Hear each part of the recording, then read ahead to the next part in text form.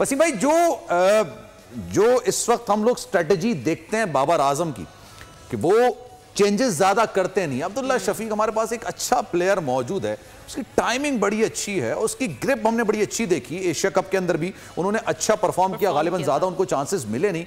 आपको लगता है ये नाइंसाफी हो रही है? मतलब फखर जमान को हम कहते हैं कि बड़े मैच का खिलाड़ी है, ये बड़ा मैच किस दिन है? या तो 11 मैचेस में कोई बड़ा मैच नहीं था, तो अगर बड़े मैच का खिलाड़ी तो फिर छोटे मैचेस में हम क्यों फिर खिला रहे हैं उनको? मतलब क्यों फिर?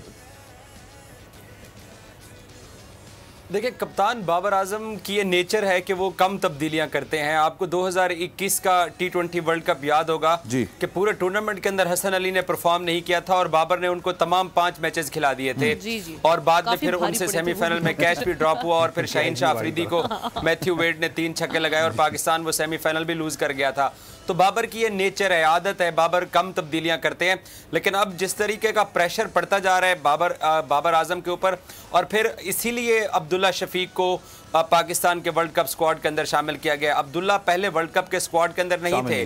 अब Mohammad Haris world cup squad के अंदर थे। जब 5 सितंबर को पाकिस्तान ने अपना जो आईसीसी को स्क्वाड भेजा था उसमें मोहम्मद हारिस थे।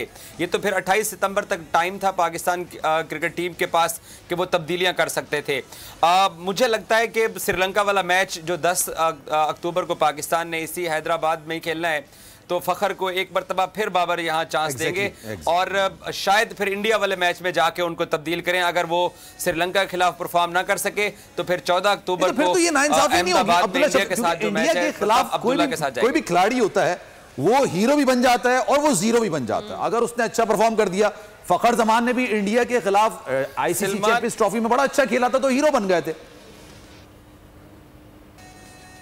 सलमान, इसको आप नाइंसाफी नहीं कह सकते हैं। आपको मालूम है कि विराट कोहली जो हैं वो किस तरीके के बल्लेबाज हैं। वो 3 साल तक सेंचुरी स्कोर नहीं कर सके, 3 साल तक, और उनके 3 साल में सेंचुरी स्कोर ना करने की वजह से इंडिया को बहुत नुकसान हुआ और विराट कोहली की तीनों फॉर्मेट की कप्तानी भी चली गई। वो टेस्ट, ओडीआई और T20 के कप्तान थे और यहां तक कि वो आरसीबी की तरफ से जो आईपीएल में कप्तानी करते रहे 8 सीजन, मेरे ख्याल है वो अपनी टीम के लिए कुछ भी नहीं कर सके। तो अब फखर एक बड़े मैच के प्लेयर हैं, लेकिन कप्तान बाबर आजम को जिद छोड़नी पड़ेगी।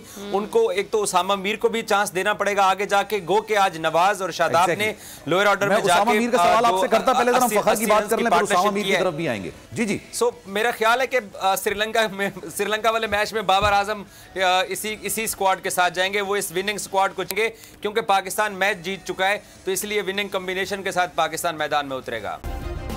सब्सक्राइब करें और बेल दबाएं ताकि कोई खबर रह न जाए।